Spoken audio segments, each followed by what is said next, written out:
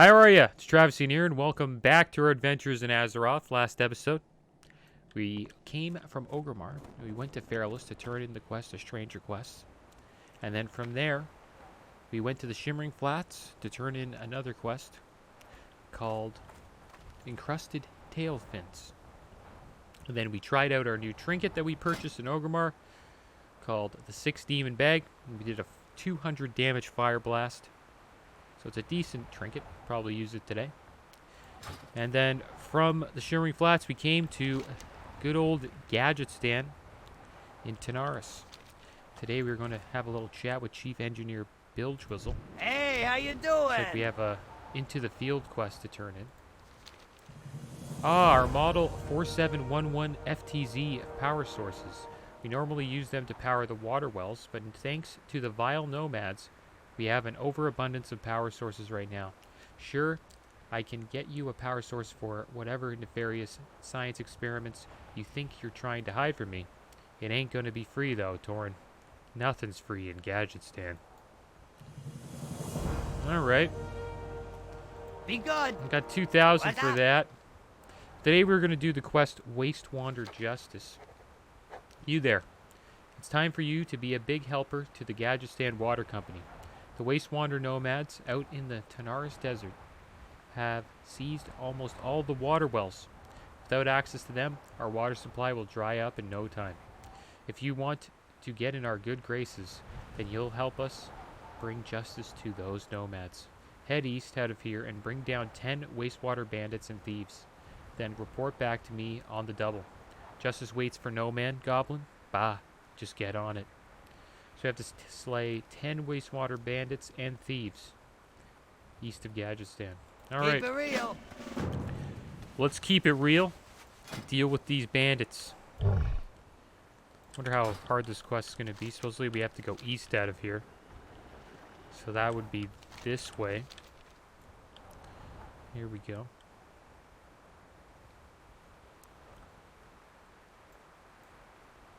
Looks like we have like an Alliance corpse just sitting there. Looks like a mage named Blunts. Having a rough day. Having a rough day, Blunts. Alright, let's keep going east. We'll find these Wastewander guys eventually. Looks like our reputation with the Undercity has went up by 50 for turning in that Into the Field quest. Happy we picked that up. Yeah, this is Tanaris, guys. It's a desert wasteland. It's got some like old school troll, you know, artifacts around it. And there's a dungeon here. Down to the south, right down there. Southwest. Called Zul'Farrak. Is this the wastewater bandits? Alright, we found them. Found the wastewater bandits. Let's see if we can, Oh, this is going to be a good quest, guys. Gotta slay 10 bandits, 10 thieves. For a total of 20. I'm going to use this, trinket here. 300 damage. There's a 300 damage fireball. That's nice. So we're gonna get a decent amount of XP here, guys. I think we will. These guys are kind of low. This quest is gonna be pretty easy. That's just the way it is. It's what you gotta do. You gotta catch up. Eventually they're gonna get harder, I assume. So we continue the quest chains here.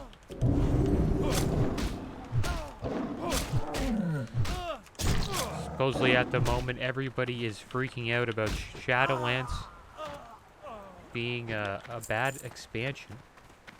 Because supposedly the Covenants give you certain abilities. And some abilities give higher damage than others, and some are just fun.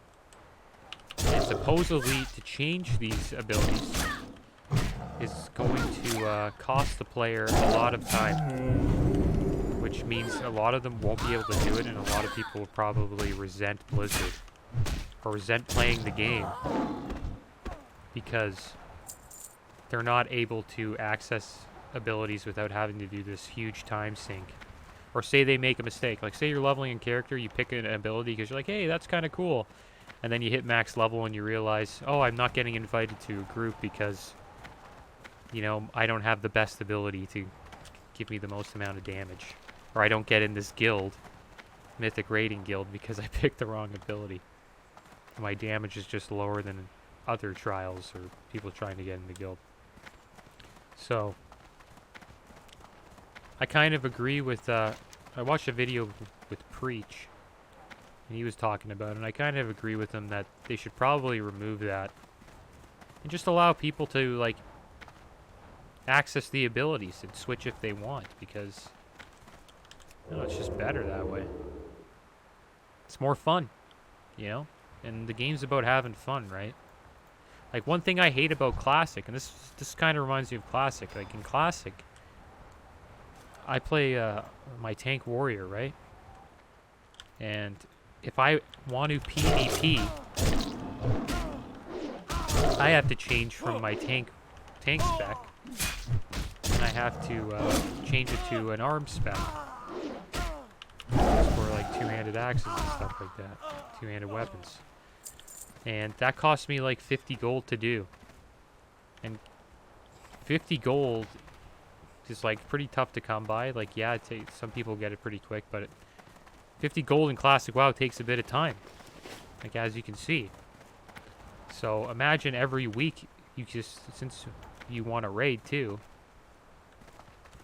you have to pay 50 gold to change specs to PvP, and then once you're done PvPing and you want to raid again, you have to change specs again. That's like 100 gold in a week. You know what I mean? And what did I do? I just said, okay, I guess I'm not PvPing. I just got a tank. And that's it. Or I'd be broke, right?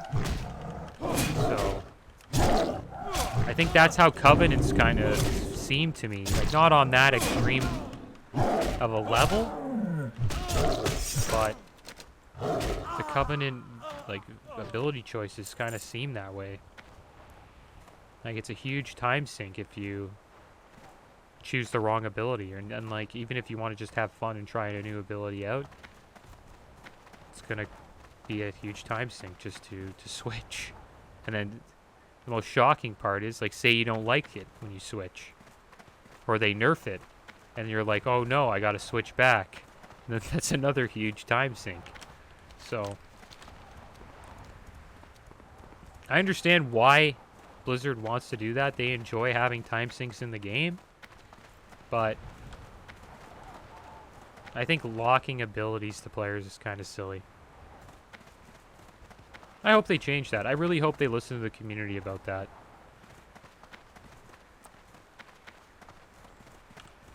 And I know, like, probably not being like everybody agrees, but I think eventually they'll, even if it does enter the game, like at launch, eventually it'll change.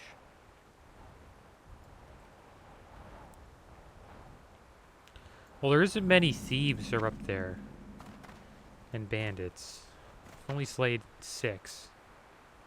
I'm gonna go a little south here. I'm gonna look for more. It's nice seeing a paladin here, though. I think he was like level 44, so I didn't waste my time fighting him. Even though paladins are really good at world PvP, 1v1. They're not bad. They're slow, but they have a lot of survivability. Got a lot of rogues here. Shadow mages. I wonder where all the thieves are. I'm gonna fight this assassin. 700 damage right there.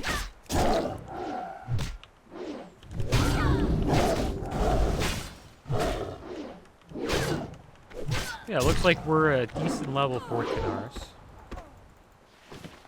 I assume these guys are like the first guys you would fight. Probably one of the lower level like characters in the zone or NPCs. Yeah, down here is full of assassins. Up there, the Noonshade Ruins. That seems to be where all the thieves are, and the bandits. I guess the thieves and the bandits are like the lowest rank in the Wastewander group.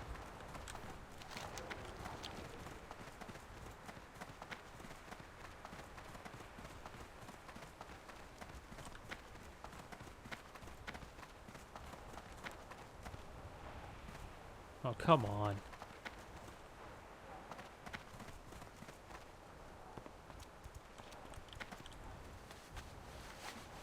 It's weird how I can't find them. They can't be only there. There's no way that there's only like 6 of them on the entire map. You think there'd be like a huge group of them all.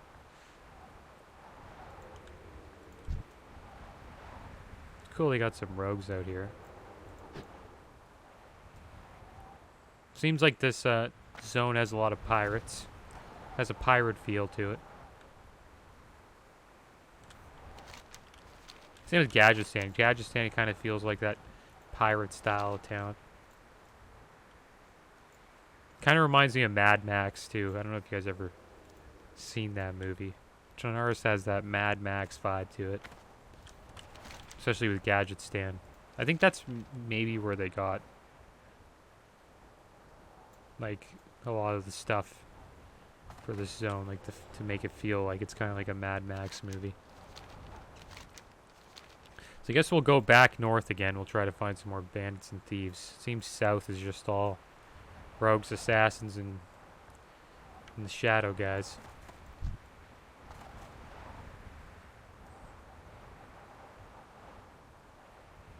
Yeah, we didn't buff up either. We should buff up.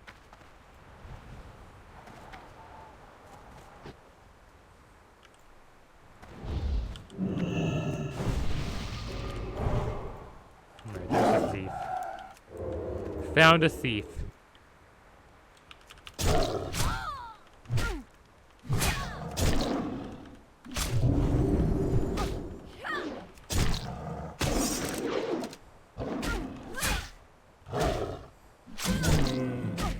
Yeah, I got all my buffs yesterday on my warrior as well, which is nice. Had no problems. I did have a mage chase me though. So I got the Dark Moon Bear buff in Elven Forest just out of Stormwind. And I got on my mount and I started running away. This mage Nova almost caught me with the Nova. But I just got out in time. Like, I just outranged it. So his Nova missed me, so I didn't get iced down to the ground. And I was able to escape. And that was like the only close encounter I had. Every other buff that I had to get was pretty easy overall. Thinking about doing maybe like a buff, classic WoW buff video. Show people how I get my buffs. Maybe it'll help some others. Because getting all the buffs is tough. It's a pain. I think it's, I don't know, it depends, but it's tough to do. I kind of like need, it's kind of a shame you kind of need an ult to do it. So I use my ult as a lookout. Just in case. Which is my level 60 mage. He's like a lookout just in case a priest comes and tries to dispel, or like, I don't know, so it's like a rogue there ganking. So really all my warrior does is just go to the zone to pick up a buff, like for example, the Songflower Serenade. And in this zone up here, Fellwood. There's all these like Songflowers, and they give you a buff if you pick them, and you can pick them every like 25 minutes as long as they've been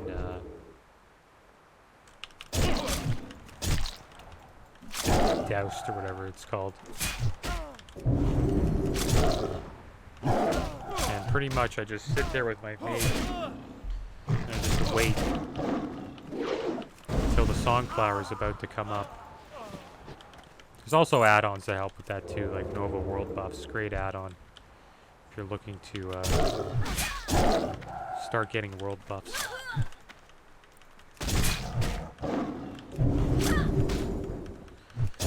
But the hardest part is not done yet. Before raid, it's pretty rough too, because there's always like a priest hanging outside of BWL trying to dispel people. And fortunately, some of our raiders, when they get summoned to raid, there's always a priest who ends up just respawning and then just dispelling the buffs.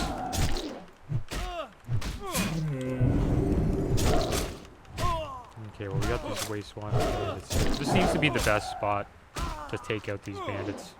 The Noonshade Ruins. Problem is, you kind of run out of them after a while.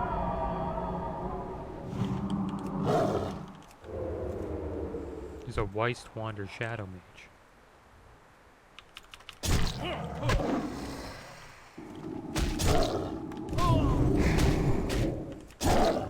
These guys get rocked. So I guess the minion stays up. Usually the minions leave with the mage.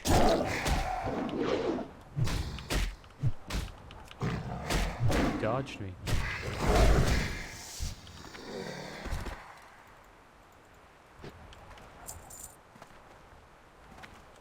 Alright, did any come back? There we go. Got a thief back up.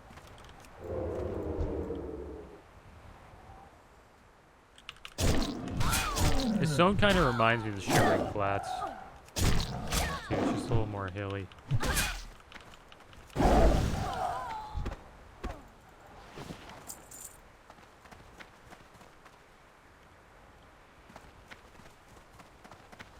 Alright, well, we got 5 more to go.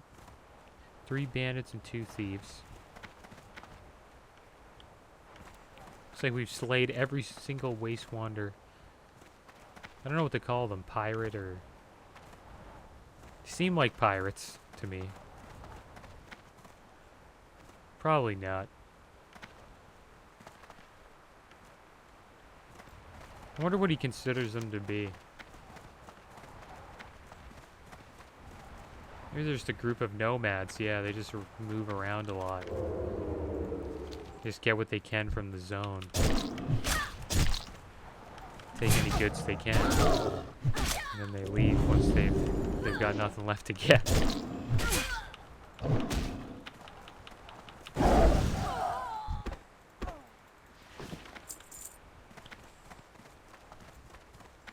Alright. Pretty easy quest. Clearly out-level it by a lot. I was thinking when I came here, it'd probably be the quest would be a lot harder. I guess there's going to be some easy ones. I assume as I do more of these quests, though, I'll end up fighting harder bandits. But it's good I got this out of the way, because eventually it would probably turn gray soon.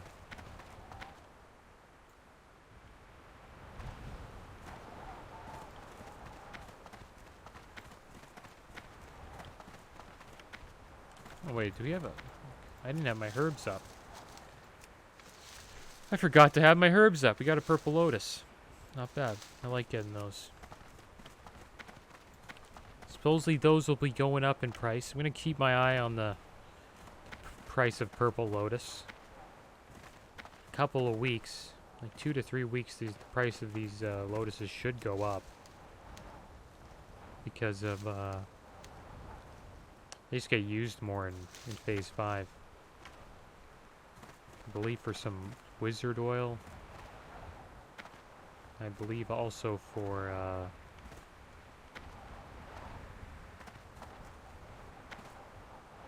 what else are they used for? I believe it's just wizard oil, isn't it? It's also used for the gate opening, but... I think all of the big guilds on this server probably have the amount that they need to open the gates. So I don't assume that'll increase the price.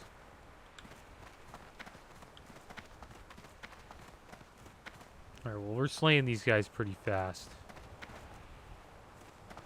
You know it's fast when we're clearly waiting for them to spawn back.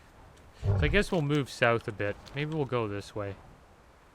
See what's over here. We'll do a little exploring. Maybe we'll find a new location where the bandits are.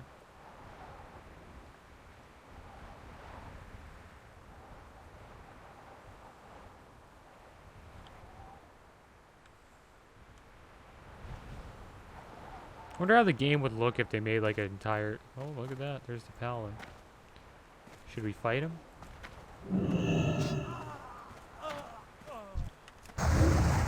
Give him a moonfire. We'll walk away.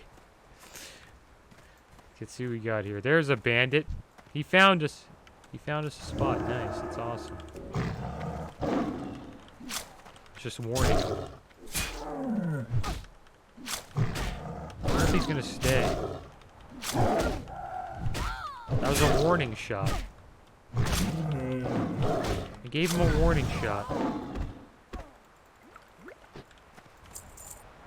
Should I give him another warning shot, guys? He's taking my thief.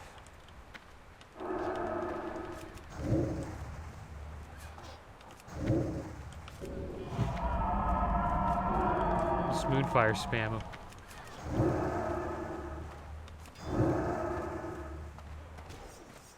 I haven't used Wrath ever.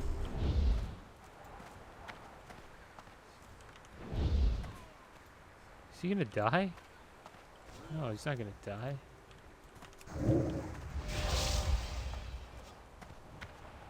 Get him! He's gotta heal. Oh no, the shadow. This is looking bad, dude. Look at him, he's living with a sliver of health. I'm gonna get this thief. Well, I wanna watch this though. This is a battle, dude. Oh, he got away. This guy's a... It's a power paladin. See that? It's bubbled. Healed up. Was able to run away from this guy, like, let him live pretty much.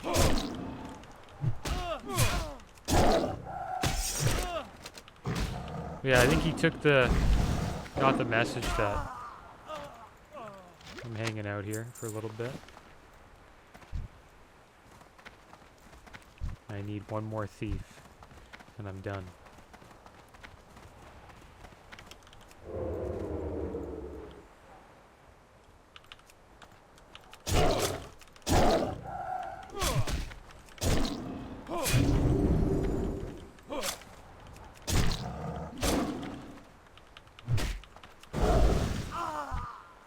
Alright, there we go. All done. 10 thieves, 10 bandits.